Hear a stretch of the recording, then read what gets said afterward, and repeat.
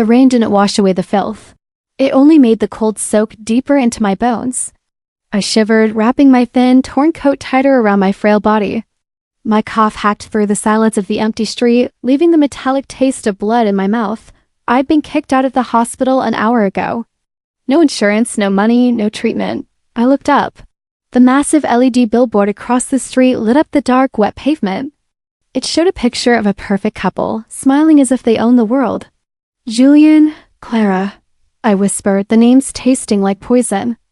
The text on the screen scrolled in bold, golden letters. Happy 5th wedding anniversary to the power couple of the decade. I let out a dry, broken laugh. Power couple, I wheezed. Thieves. You are thieves. I remembered the day Julian threw me out. It played in my mind like a movie I couldn't turn off. I was standing in his office, the office I had decorated, in the building I had paid for with my inheritance. Elena, look at yourself, Julian had sneered, leaning back in his leather chair. You're haggard. You look 10 years older than you are. You don't fit the image of this company anymore. I gave you everything, I had screamed, tears streaming down my face. I dropped out of college for you. I sold my mother's jewelry for you. You said we were partners. He had laughed then, a cold, cruel sound. Partners? No, Elena, you were a stepping stone, and now? You're expired goods, useless. Claire fits the role of a CEO's wife. You fit the role of nothing. Security, he had yelled. Get this woman out of my sight. The memory faded, bringing me back to the freezing rain. My legs finally gave out. I collapsed onto the wet concrete. My chest felt like it was caving in. I hate you, I gasped, staring at his smiling face on the billboard. My vision began to blur. The lights of the city smeared into long, glowing streaks. If there is a God, I whispered, my voice barely audible over the sound of the rain. If anyone is listening, I don't want peace. I want justice. Make them pay. Please. Let me make them pay. The cold took over completely. My heart gave one last painful thump and then everything went black. No, I gasped, shooting up in bed. My lungs sucked in air greedily, as if I had been drowning. I clutched my chest, expecting the sharp pain of my illness, but there was nothing. No pain, no cold. No rain. Where? I looked around frantically. The room was small and warm. Sunlight streamed through a window, hitting a desk piled high with textbooks. I looked down at my hands. They weren't thin and skeletal anymore. The skin was smooth, unblemished. I touched my face. No scars, no hollow cheeks. This is my dorm room, I stammered, my voice sounding young and clear. How? I kicked off the blanket a bright pink duvet I hadn't seen in a decade and stumbled toward the mirror on the back of the door. The girl staring back at me was 20 years old. Her eyes were bright, her hair thick and shiny. I'm alive, I whispered, touching the cold glass. I'm young. My eyes darted to the desk. There was a calendar hanging on the wall, October 14th, 2015. My breath hitched. 10 years, I said aloud, the realization crashing over me. I went back 10 years. I looked down at the papers sitting on the center of the desk. I recognized them instantly. It was the withdrawal form from the university. I had filled it out just yesterday, planning to drop out to help Julian start his business. The pen was still sitting right next to the signature line. I picked up the paper. My hands were shaking, not from fear, but from a sudden, overwhelming rage. I was going to sign this today, I said, my voice hardening. I was going to throw my life away for him today. I looked at the mirror again. The sadness in my eyes was gone, replaced by a fire that hadn't been there before. You wanted a stepping stone, Julian? I asked the empty room, a dark smile forming on my lips. I'll give you a cliff. I ripped the paper in half. The sound of the tearing paper was the sweetest thing I had ever heard. I'm back, I whispered. And this time, I'm the one who wins. I was still staring at the torn pieces of the withdrawal form on my desk when a loud buzzing noise made me jump. My phone vibrated against the wood, lighting up with a picture I hadn't seen in years. Julian calling. My stomach lurched, a reflex from a decade of conditioning. In my past life, I would have scrambled to answer, terrified of missing his call, terrified of making him wait. But now I just stared at the screen with cold, dead eyes. I swiped right. Hello? Elena, where are you? Julian's voice was impatient, breathless. I've been waiting at the coffee shop for 10 minutes. You know I hate waiting. I'm on my way, I said, my voice steady. Did you bring the papers? He asked immediately. And the checkbook? I'm bringing everything, I replied. Don't worry. Good girl, hurry up. I have a meeting with the registrar in an hour. He hung up without saying goodbye. I looked at the phone and felt a strange calm settle over me. Good girl, I mocked, grabbing my bag. Not anymore. I walked into the campus coffee shop 10 minutes later. Julian was sitting at a corner table, tapping his foot nervously. He looked exactly as I remembered. Handsome, polished, and radiating an arrogance that I used to mistake for confidence. Finally, he said as I approached, not bothering to stand up. He slid a vanilla latte toward me. I ordered for you. Drink up, we need the caffeine. I sat down but didn't touch the cup.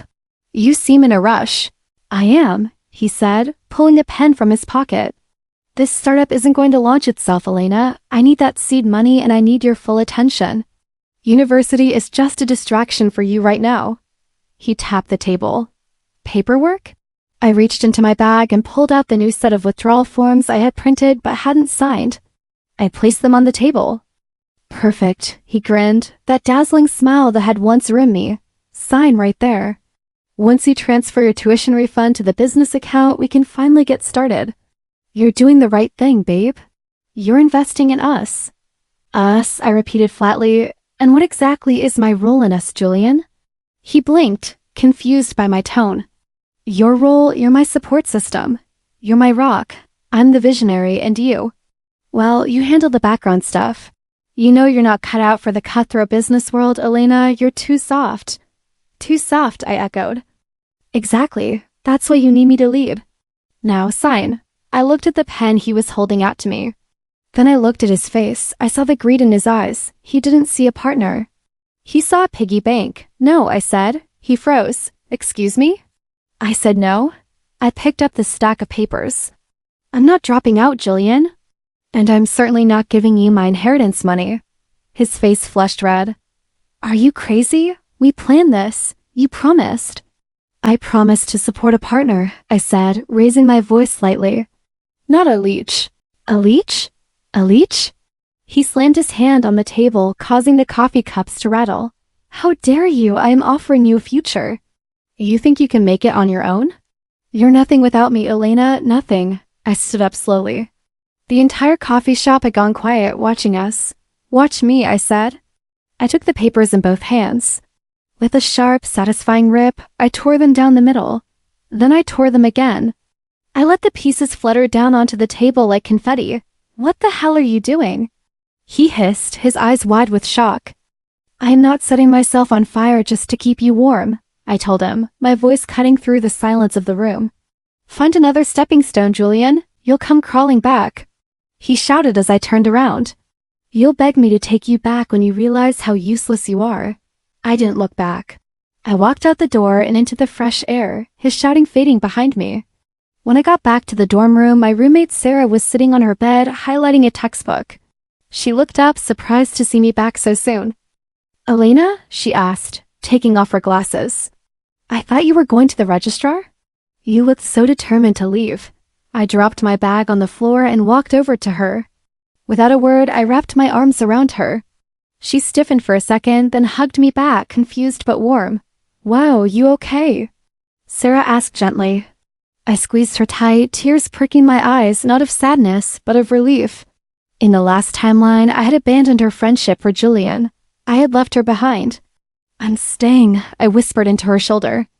You are. She pulled back, a wide smile breaking across her face. Really? Really, I nodded, wiping a stray tear. I tore up the papers.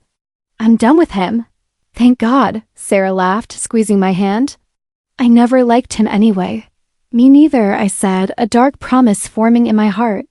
And I promise you, Sarah, I will never be a victim again. Ken texted. He's 5 minutes out. I stared at the phone screen, then slipped it into my blazer pocket.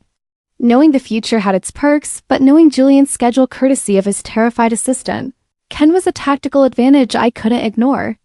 I stood in the lobby of the Grand Meridian Hotel. In my past life, Julian had made me wait in the car while he pitched my ideas to Director Vance inside. Today, I was already inside.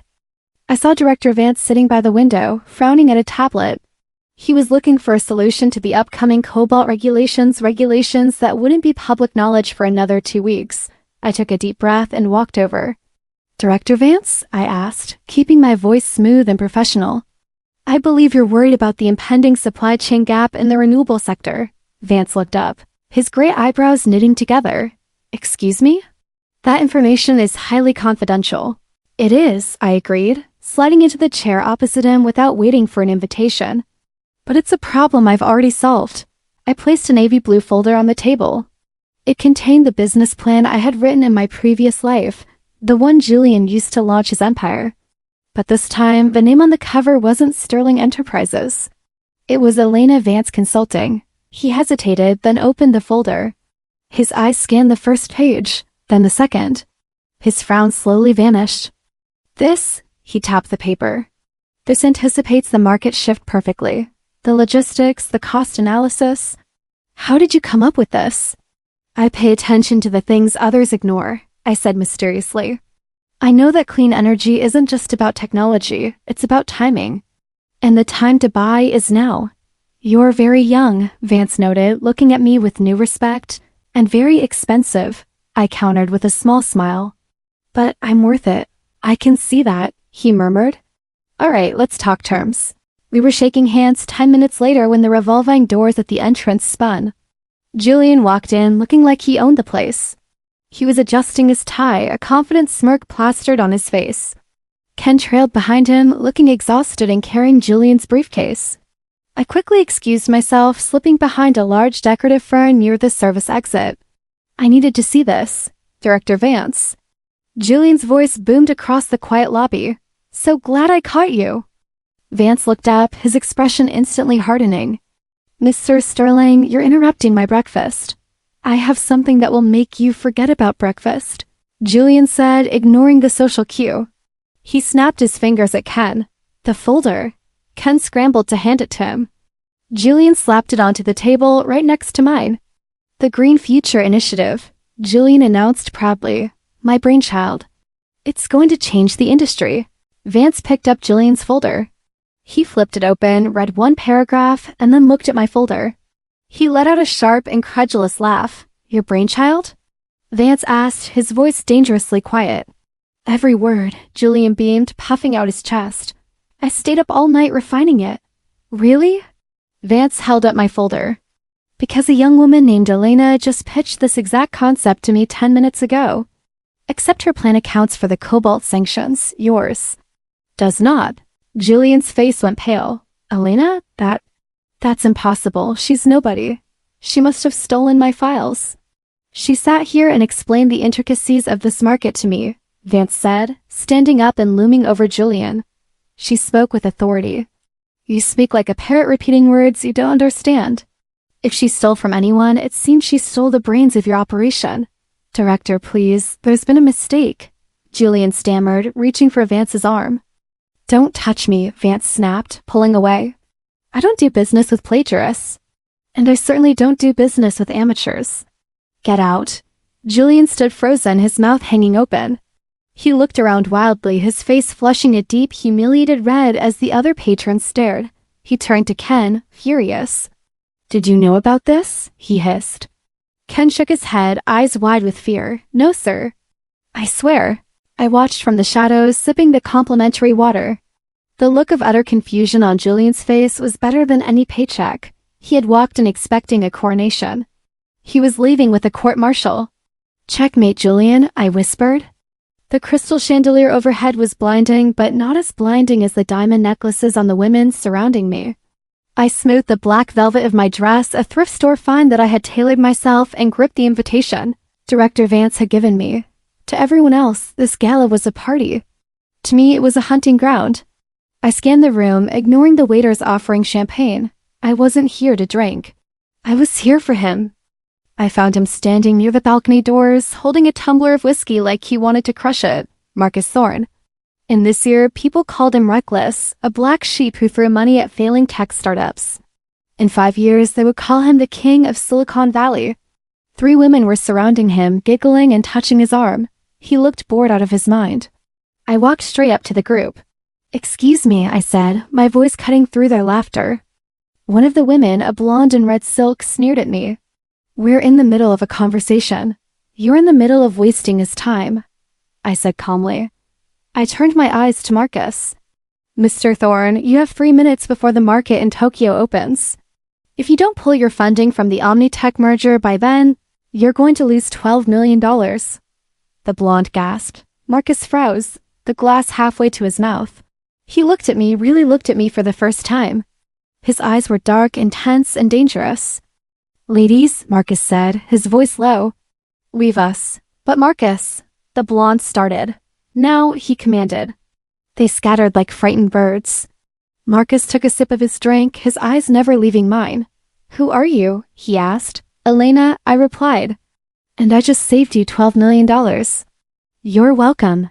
He let out a short, dry laugh. Omnitech is solid. Everyone says so. Everyone is wrong, I said, stepping closer. Their CEO is being indicted for fraud and exactly. I checked the large clock on the wall. 2 hours. The news will break before the gala ends. He narrowed his eyes. That's insider trading. That's a prediction based on patterns. I lied smoothly. I see things others miss. He set his glass down on a passing waiter's tray. You're confident. I like that. But confidence doesn't pay the bills. No, I agreed, but leverage does. I know you're looking into the Project AI initiative. The board thinks it's a money pit. They want to shut you down. He stiffened. How do you know about that? It doesn't matter how I know. What matters is that I know how to make it profitable within 6 months. I have the roadmap. He crossed his arms, leaning against the pillar. You want a job? I want a partnership, I corrected. 50-50 split on the profits. You're insane, he scoffed. You're a nobody. I'm the nobody who knows the future, I challenged him. Test me, ask me anything about the market next week. If I'm wrong, I walk away. If I'm right, you sign the papers. He studied me for a long moment. The air between us felt thick, charged with electricity. He wasn't just handsome, he was magnetic. I felt a sudden sharp pull in my chest, a spark of attraction I hadn't felt in years. I wanted to lean in. Stop it, I scolded myself internally. Love is a weakness. Julian taught you that. Fine, Marcus said softly, breaking the silence. Goldman Sachs, what's their opening position on Monday? Bearish, I answered instantly. Down 2.4 points due to the oil crisis rumor. It recovers by Wednesday noon. He stared at me, searching for a lie in my face. He wouldn't find one. If that happens, Marcus said, extending his hand, we have a deal. I took his hand. His grip was warm and firm, sending a jolt up my arm. I pulled away quickly, keeping my face mask-like. Prepare the contract, Mr. Thorne, I said, turning to walk away before my heart could betray me. I'll see you on Wednesday. Elena, open up. I know you're in there. The pounding on my dorm door woke me from a nap. I knew that voice. It was high-pitched, sugary, and laced with a poison I hadn't detected in my first life. I opened the door. Clara stood there, breathless, wearing a look of practiced concern. Before I could speak, she threw her arms around me. Oh my God, Elena, she gasped, squeezing me a little too hard. I was so worried. Julian called me. He sounded devastated. He said you were screaming at him? That you were acting crazy? I stood stiffly in her embrace, my arms remaining at my sides. Crazy? I asked, pulling back to look her in the eye. Is that the word he used? He's just worried about you, Clara said, pouting her lips. She walked past me, inviting herself into my room. He thinks the stress of school is getting to you. You know how much he loves you, right? He just wants to take care of you. Take care of me, I repeated dryly. By taking my money? By building a future. Clara sat on my bed, smoothing her skirt. Look, I convinced him to forgive you. We're going to dinner tonight, just the 3 of us. You can apologize, sign the papers, and everything will go back to normal. I looked at her, my best friend who would be sleeping with my fiancé in 3 years. I decided to play the game. Fine, I said, forcing a small smile. Let's go to dinner. The restaurant was expensive, too expensive for 3 college students. Julian ordered a bottle of wine without asking the price, looking at me with a mix of arrogance and expectation. I'm glad you came to your senses, Julian said, pouring himself a glass. I was about to find a new partner. Elena didn't mean it, did you? Clara chimed in, patting my hand. She's just been under so much pressure. Actually, Elena, that's what I wanted to bring up. Here it comes. Clara leaned forward, her voice dropping to a loud whisper. Your mom called me. She's worried about the electricity bill again. Maybe you shouldn't be eating here. I can cover your share if you're broke. She smiled sympathetically, but her eyes were gleaming with malice. She wanted Julian to see me as a charity case. That's very sweet of you, Clara, I said, picking up my menu calmly. But I don't need your charity. Don't be proud, Julian scoffed. We know your situation. Without me, you're drowning. Actually, I said, closing the menu with a snap. I'm floating quite well. I secured a seed investment this afternoon. The table went silent. Julian froze, his wine glass halfway to his mouth. Clara blinked, her smile faltering. Investment? Julian laughed nervously. From who? Your uncle? Marcus Thorne, I said casually. Clara choked on her water. Thorne? The venture capitalist? That's impossible. He doesn't talk to students. He talks to partners, I corrected. He put $2 million into my consultancy firm. The wire transfer cleared an hour ago. I watched the color drain from Clara's face. Pure, unadulterated jealousy. She looked like she had swallowed a lemon. Julian, however, looked at me like I was a piece of meat he wanted to devour. The anger in his eyes vanished, replaced by greedy adoration. $2 million? Julian whispered. He reached across the table, covering my hand with his. His palm was sweaty. Elena, baby, that's amazing. I knew you had it in you. Think of what we can do with that capital. My startup. I looked at his hand, then at his face. Your startup? Our startup, he corrected quickly, squeezing my fingers. We're a team, right? I pulled my hand away as if I had touched a hot stove. I wiped it on my napkin, staring at him with open disgust. There is no us, Julian, I said, cold as ice. And there never will be? Sophie, read that back to me, I said, leaning against the edge of my mahogany desk. Sophie, my newest intern, trembled slightly as she held the report. She was 21, brilliant and terrified of her own shadow. She was exactly who I used to be. The quarterly projection suggests a 40% growth, she stammered, eyes fixed on her shoes. I think. Stop, I said softly.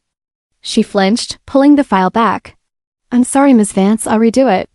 I know it's bad. Sophie, look at me. She slowly lifted her eyes, her hand shaking. You aren't wrong, I told her firmly. The numbers are perfect, but no one is going to believe you if you whisper them. When you are right, you speak loud enough to force them to listen. Do you understand? She blinked, a small, genuine smile breaking through her anxiety. Loud enough to force them. Okay, good. Go prep the conference room. You're leading the brief today. Me, she squeaked. You, I smiled. Go. As she scurried out, I felt a warmth in my chest. 3 years had passed since I tore up those withdrawal papers. I had built an empire, but fixing Sophie felt like healing the broken parts of my own past. My phone buzzed on the glass surface. Mom, I sighed, bracing myself. Hi, Mom. Elena? Her voice was shrill, bordering on hysteria. He's going to take the house. You have to do something. Slow down, I said, my voice calm. Who's taking the house? Mr. Sterling, Julian's father. She was sobbing now. He called the bank manager. He's calling in the old debts your father left. He said he'll bankrupt us by Friday if you don't cooperate. My eyes narrowed. Cooperate? What does he want? He says you're sabotaging Julian, she cried. He says you stole his investors. He wants your client data, Elena. Please, just give it to him. We can't lose the house. Don't be selfish. I let out a low, dark laugh. He's not attacking us because he's strong, Mom, I said, pacing the office. He's attacking because he's drowning. What are you talking about? Julian isn't the golden boy anymore. If he needs my client list this badly, it means his company is failing. He's desperate. I don't care if he's desperate. I care about having a roof over my head, she screamed. Fix this, Elena. Be a good daughter for once. The old sting of her words tried to surface, but I crushed it. I am fixing it, I said, my voice steel. But I'm not doing it by bowing down. Elena, listen to me. If Mr. Sterling calls again, tell him to call my lawyer. Tell him that if he touches our family assets, I will buy his bank and fire his loan officer. You can't do that, she stammered. I made $10 million last quarter, Mom, I said calmly. The Sterlings don't own us anymore, I do. I hung up the phone. You look like a shark in silk, Marcus whispered, his breath warm against my ear. I smoothed the emerald fabric of my gown and tightened my grip on his arm. Is that a compliment? The highest one I have, he smirked. We stepped through the massive double doors of the ballroom. The air was thick with expensive perfume and the hum of 1,000 quiet conversations. But the moment we crossed the threshold, the room went silent, heads turned. Whispers rippled through the crowd like a wave. Is that Marcus Thorne? Who is he with? Is that Elena Vance? I thought she was bankrupt. Bankrupt? Marcus muttered, keeping his head high. They really don't read the financial news, do they? They read what Julian tells them to read, I replied, scanning the room. I spotted him near the stage. Julian was holding a champagne glass, laughing with a group of elderly investors. When his eyes landed on me and then on Marcus's hand resting possessively on my waist, his smile shattered. He's coming, Marcus noted. No, I said. He's going to the stage. Julian turned abruptly, practically running to the microphone stand. He tapped it twice, the screech of feedback silencing the few people who were still talking. Ladies and gentlemen. Julian's voice boomed, regaining his composure. Thank you for coming. Tonight is about charity, yes, but it is also about the future. About partnerships. He looked directly at me. The spotlight operator followed his gaze, bonding me with a beam of white light. I see a very special guest has arrived, Julian smiled, opening his arms wide. Elena Vance, come up here. The crowd clapped politely. I felt Marcus stiffen beside me. Don't go, he warned low. It's an ambush. I know, I said, stepping away from him. But I brought my own ammunition. I walked up the stairs, my heels clicking rhythmically on the wood. Julian looked relieved. He thought he had me cornered. He thought the pressure of 500 witnesses would force me to submit. As I reached the center stage, Julian dropped to one knee. Gasps filled the room. He pulled a black velvet box from his pocket and snapped it open. A diamond ring sparkled under the lights. Elena, he declared, his voice trembling with feigned emotion. We were meant to build an empire together. I know we've had our differences, but we belong on the same side. Let's merge our companies and our lives. Will you marry me? Silence. Heavy, suffocating silence. Claire was standing in the wings, wringing her hands. She looked terrified, but also smug. She thought I had no choice. Say no, and I look like a heartless woman. Say yes, and they steal my company. I reached out not for the ring, but for the microphone in his other hand. Get up, Julian, I said, my voice echoing through the massive speakers. Elena, please, he hissed, his smile straining. Don't make a scene, just say yes. You want a merger? I asked the crowd, ignoring him. Julian wants to merge our assets. But there is a small problem with that. Elena, Julian warned, standing up. Stop this. The problem, I continued, my voice ice cold, is that you don't have any assets to merge. The crowd murmured, confused. What are you talking about? Julian laughed nervously. Sterling Enterprises is at record highs. Is it? I reached into my clutch and pulled out a small black flash drive. Your assistant, Ken, seems to think otherwise. He sent me your real ledger this morning. I turned to the investors in the front row. He's double booking his inventory, I announced clearly. He's counting the same assets 3 times to inflate his stock value. It's a Ponzi scheme. And it's collapsing. Liar, Julian screamed, his face turning purple. Security. Cut her mic, she's lying. I'm not done, I shouted over him. You wanted a partnership, Julian? Here's my counteroffer. As of 10 minutes ago, Vance Consulting has acquired OmniCorp. Julian staggered back as if I had punched him. OmniCorp? That's my main competitor. You can't afford them. I already bought them, I smiled. Which means I just acquired the market share you were pretending to have. Your investors aren't yours anymore, Julian. They're mine. I tossed the microphone at his chest. He fumbled to catch it, dropping the ring box in the process. The diamond skittered across the floor, ignored. The room exploded into chaos. Reporters were shouting, flashes were popping, and investors were frantically dialing their brokers. Claire ran onto the stage, grabbing his arm. Do something. Tell them she's crazy. But Julian couldn't speak. He just stood there staring at me with hollow, dead eyes. I turned and walked down the stairs. Marcus met me at the bottom, his eyes wide with a mixture of shock and admiration. We walked toward the exit, parting the sea of stunned elites. You didn't just reject him, Marcus whispered as he pushed the heavy doors open for me. You nuked him from orbit.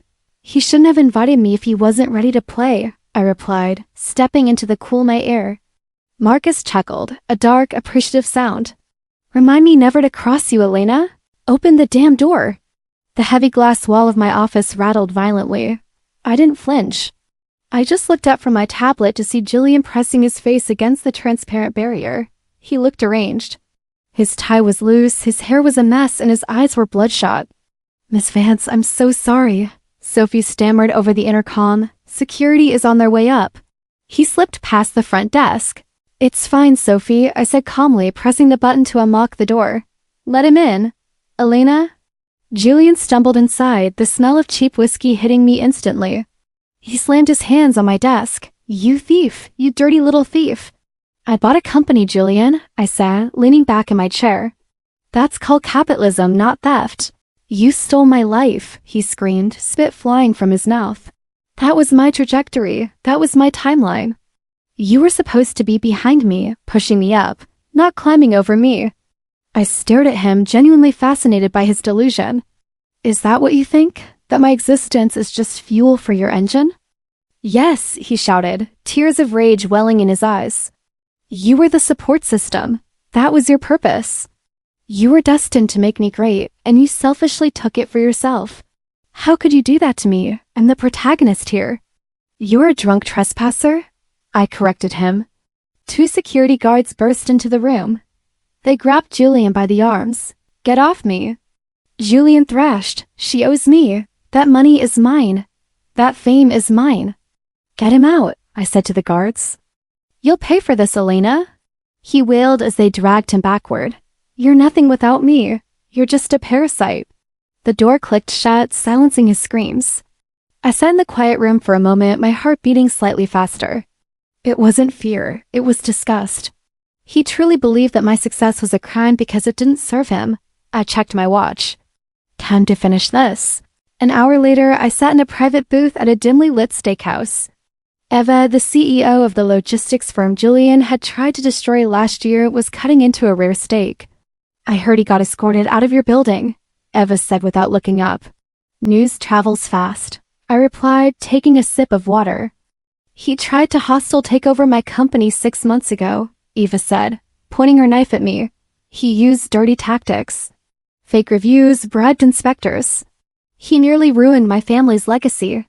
He's a bad businessman, Eva, I said. He destroys value.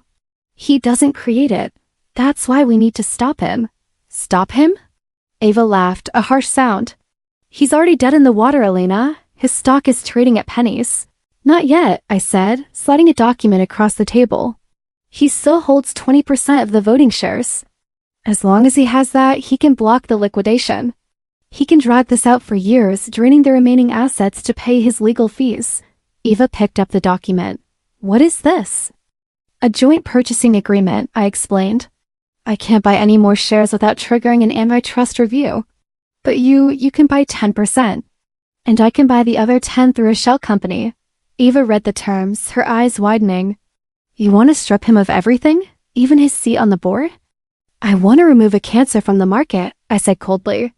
He hurts people, Eva, employees, partners, investors. If we leave him with any power, he will use it to hurt someone else.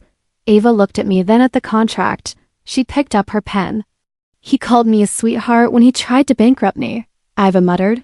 She signed the paper with a flourish. Let's bury him. Pleasure doing business with you, I said, taking the contract back. So what happens to him now? She asked. Now? I put the contract in my bag. Now the sharks come to feed. Did you see it? Sophie asked, practically shoving her phone into my face. I pushed her hand back gently to focus on the screen. It was a grainy photo from a gossip site, but the faces were unmistakable. Claire was draped over a man who definitely wasn't Julian. The man looked about 60, wearing a suit that cost more than Julian's entire remaining net worth. Who is that? I asked, scrolling down to the comments. Some oil tycoon from Texas, Sophie smirked. The caption says, "New power couple?" Looks like the rats are finally fleeing the sinking ship. She didn't waste any time, I muttered, handing the phone back. Julian's stock hit an all-time low this morning. She's cashing out before the bankruptcy lawyers freeze his assets. Do you feel bad for him? Sophie asked, watching me closely. No, I said simply, turning back to my laptop. I feel nothing. Later that night, the sky opened up. Thunder rattled my apartment windows, mimicking the storm from the night I died in my previous life. It felt poetic, almost scripted. The doorbell buzzed. Constant, frantic. Who comes over in a hurricane? Sophie called out from her bedroom. I have a guess, I replied. I checked the security camera. A soaked figure stood there, shivering violently. I walked to the door and opened it, but I kept the security chain latched tight. Julian stood in the hallway. He was drenched. His expensive Italian suit was ruined, stained with mud, and his hair was plastered to his skull. He looked exactly like I had felt 10 years ago, discarded, sick, and cold. Elena, he choked out, his teeth chattering loudly. Please, let me in. Go home, Julian, I said, leaning against the doorframe, crossing my arms. I don't have a home. He cried, his voice cracking. The bank took the condo today. Clara. She left me, Elena. She laughed in my face. She said I was a loser. She said she never loved me. He wiped water or tears from his eyes with a shaking hand. I'm sorry, he sobbed, leaning his forehead against the door jamb. I was so stupid. I chose the wrong woman. I should have stayed with you. You were always the loyal one. You understood me. I understood you? I asked quietly. Yes, we were a team. Please, Elena, give me another chance. We can rebuild. I love you. I realize that now. I made a mistake. He reached his hand through the gap, trying to touch my arm. His fingers were freezing, pale and trembling. I looked at him.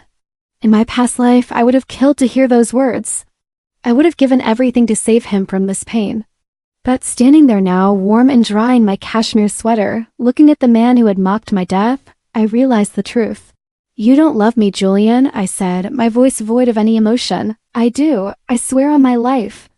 No, I shook my head slowly. You didn't love me when I was struggling, and you don't love me now. You just love that I'm winning. You love that I have the power you lost. Elena, don't do this. You're not sorry you hurt me, I said, reaching for the handle.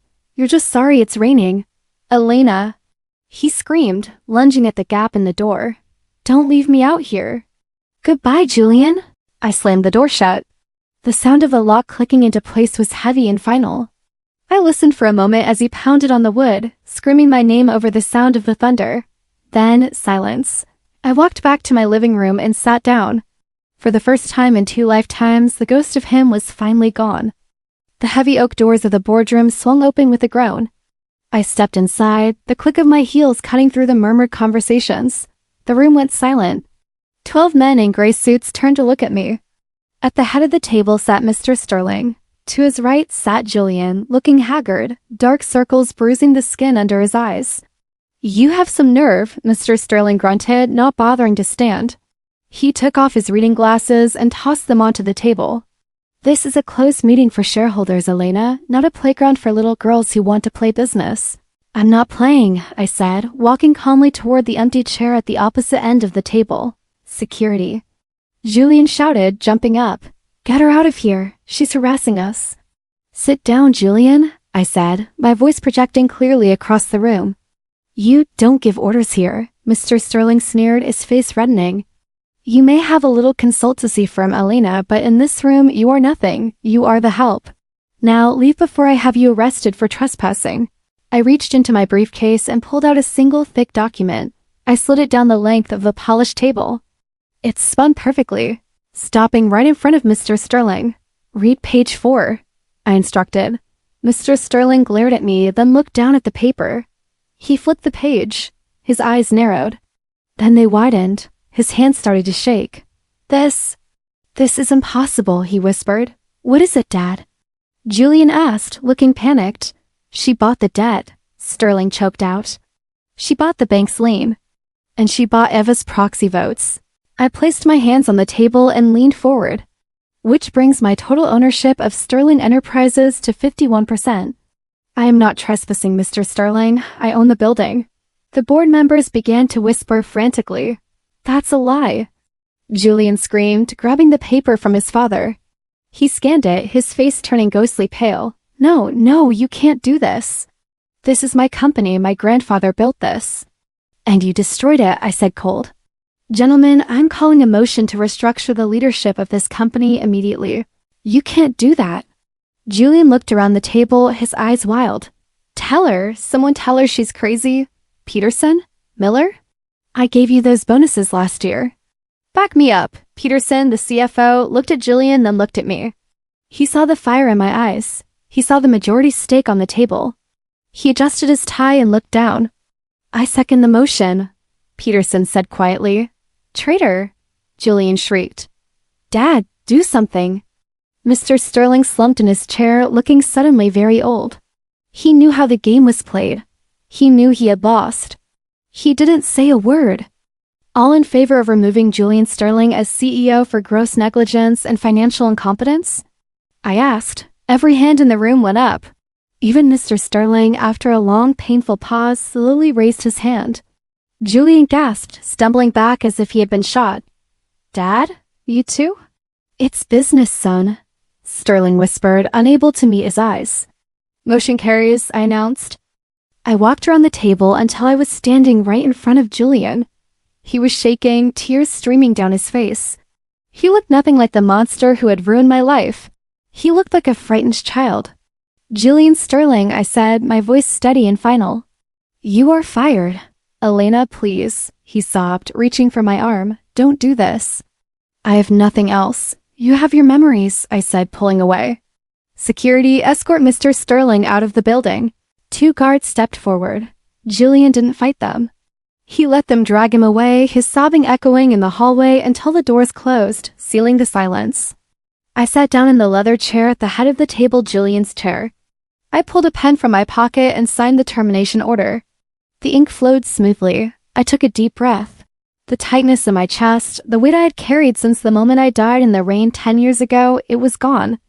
I looked up at the terrified board members and capped my pen.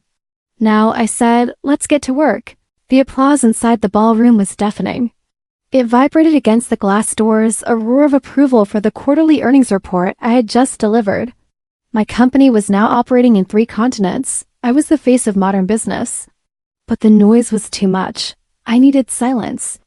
I slipped through the heavy velvet curtains and stepped out onto the wide stone balcony. The night air was crisp, carrying the scent of rain and city exhaust.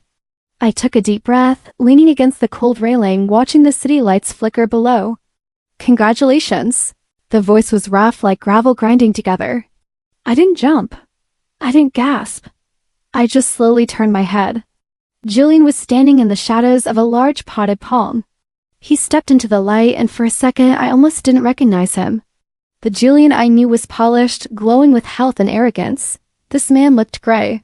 His suit was ill-fitting and wrinkled, clearly bought second-hand. His face was gaunt, unshaven, and his eyes were empty holes. How did you get past security? I asked, sipping my champagne. I didn't, he rasped. I climbed the service trellis. I've been waiting here for 2 hours. You could be arrested for that, I said calmly. I don't care, he muttered, taking a shaky step toward me. I have nowhere else to go, Elena. My apartment is gone. My car is gone. My father, he changed his number. He won't even speak to me. That sounds like a personal problem, I said, turning back to the view. Why are you telling me? Because he did this, he said. But there was no anger in his voice, just exhaustion. You took everything. I took what was mine, I corrected him without looking back. You lost the rest on your own. I know, he whispered. The silence stretched between us, heavy and uncomfortable. I applied for a job at a consulting firm yesterday, Julian said, his voice trembling. They laughed at me. They said my name is poison. No one will touch me. I'm blacklisted everywhere. Reputation matters, Julian, I said. You spent 10 years burning bridges. Now you have to swim. I can't swim. He cried out, his voice cracking. I'm drowning, Elena. I have $11 in my pocket. 11. I finally turned to face him fully. I set my glass down on the stone ledge. What do you want? I asked. He stared at me, his lip quivering. He looked at my diamond earrings, my designer gown, the aura of power that surrounded me. Then he looked at the ground. Slowly, painfully, Julian lowered himself. One knee, then the other. He was kneeling on the cold stone floor in front of me. The man who had once called me expired goods, who had thrown me out like trash, was now bowing at my feet. "Please," he choked out, tears spilling onto his dirty collar. "Give me a job, anything. I'll work in the mailroom. I'll get your coffee.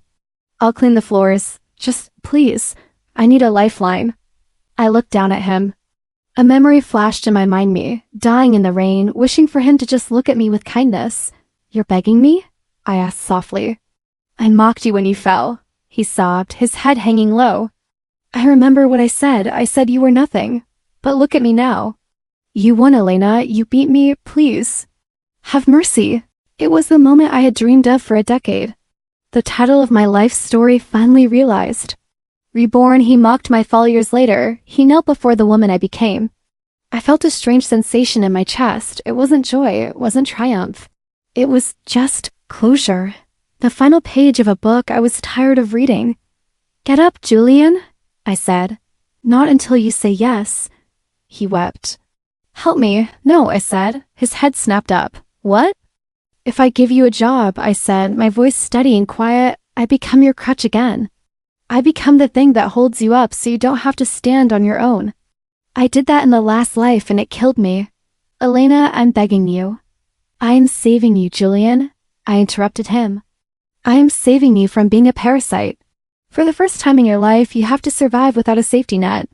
You have to figure out who you are when you have nothing." "I can't," he wailed. "You can," I said. I did. When he threw me out, I found a way. "Now it's your turn." I picked up my champagne glass. "The best thing I can do for you is let you learn to survive on your own," I told him. "Don't come back here." I turned around and walked toward the velvet curtains. "Elena." He screamed behind me, his voice breaking into a howl of despair. I didn't stop. I didn't look back at the man kneeling in the dark. I stepped through the curtains, leaving the cold night behind, and walked back into the warmth of the light. "You look like you just buried a body," Marcus said, his eyes scanning my face as I rejoined the party. I took the glass of sparkling water he offered, my hands steady. "Not a body," I said, smoothing the silk of my dress. "Just a ghost." He didn't press for details. That was the thing about Marcus. He understood that silence was often an answer in itself. He took a sip of his scotch, watching the crowd swirl around us. "The investors are asking for you," he noted, tilting his head toward the center of the room. "They want a victory speech." "They can wait," I said, letting out a long breath that I felt I had been holding for 10 years. "I need a minute." The air out there was heavy. "Take 10, he smiled, offering his hand. "Dance with me," I hesitated. In my past life, dancing was something I did to entertain Julian's clients. It was a performance, a duty. I looked at Marcus's open palm. "I'm not much of a dancer tonight," I admitted. "Good," Marcus replied, pulling me gently onto the floor. "Because I just want to talk without 12 people interrupting us to ask about stock options." We moved slowly to the rhythm of the string quartet. His hand on my waist was firm, respectful. Not possessing, just supporting. It felt different than Julian's grip. Julian used to hold me like I was a trophy he was afraid of dropping. Marcus held me like I was an equal who could stand on her own. "I saw him," Marcus said quietly, leaning down so only I could hear, on the trellis. "Pathetic sight." "He's gone," I said, looking at the lapel of his tuxedo. "For good this time. You didn't help him." It wasn't a question, but a statement of approval. "No." "Good," Marcus nodded, his eyes intense. "Mercy is for those who deserve it." "You did what was necessary." We turned in the music, the lights of the chandelier blurring above us. I looked up at him. He was the most powerful man in the room, yet he looked at me like I was the only variable he couldn't calculate. "Elena," he asked, his voice dropping an octave, cutting through the noise of the gala. "We've conquered the market. We've crushed the competition. You have the empire you wanted. But I have to ask, are you happy?" I froze for a second. Happy? I thought about the word. Happiness felt fleeting, like a sugar rush, but what I felt now was solid. It was the absence of the constant gnawing anxiety that had defined my existence for 2 lifetimes. I wasn't afraid of poverty. I wasn't afraid of abandonment. I wasn't afraid of the rain anymore. It's not happiness, I told him, looking him dead in the eye. He frowned slightly, concern flickering in his gaze. Regret? No, I shook my head, a genuine unburdened smile touching my lips for the first time that night. Freedom. I'm free, Marcus. The fear, it's finally gone. I don't have to look over my shoulder anymore. He studied my face, his expression softening. The sharp edge of the ruthless businessman melted away, leaving just the man. Free, he repeated, tasting the word. I like the sound of that. I spent 2 lifetimes running toward this moment, I whispered, realizing the truth as I said it. And now that I'm here, I realize I don't have a plan for tomorrow. That's the best part, Marcus said, pulling me slightly closer. The gap between us closed, shifting from professional partners to something undefined, something electric. Why is that? I asked, my heart beating a little faster. Because for the first time, he murmured, his gaze dropping to my lips before returning to my eyes. You don't have to know the future. Elena, you just have to live it. And who says I want to live it alone? I challenged him softly. He smirked, that dangerous, arrogant smirk that I had grown to trust implicitly. I was hoping you'd say that, he replied. So, partner, what comes next? I rested my head against his shoulder, closing my eyes and letting the music wash over me. Everything, I said. I'm ready for what comes next. The city lights sprawled beneath me, a glittering map of everything I had conquered. My office was quiet, save for the low hum of the news monitor in the corner. In local business news, the anchor droned, clerical hiring is stable. The camera panned across a dreary gray cubicle farm. And there he was, Julian. He was slumped over a cheap keyboard, a phone cradled against his shoulder, looking utterly exhausted. He wasn't a king anymore. He was just a man trying to pay rent. He looked miserable, but he was alive. Better than you deserve, I whispered, pressing the remote. The screen went black. Clara was nowhere to be found, vanished into the suburbs, her name washed away like chalk in the rain. They were just footnotes now. I walked to the floor-to-ceiling window and pressed my hand against the cold glass. The reflection staring back wasn't the sick, broken girl who had died sobbing in the rain 10 years ago. This woman wore power like a second skin. Her eyes were sharp. Her spine was steel. I made it, I said to the reflection. For so long, I thought revenge was the finish line. I thought seeing them fall would be the prize. But looking at the skyline, I realized the truth. Revenge was just the fuel. This safety, this strength was the destination. A knock came at the heavy oak door. Miss Vance? The Tokyo team is ready, Sophie called out. I smiled, turning away from the view. I picked up my pen. Send them in, I said, my voice clear. I have a world to run.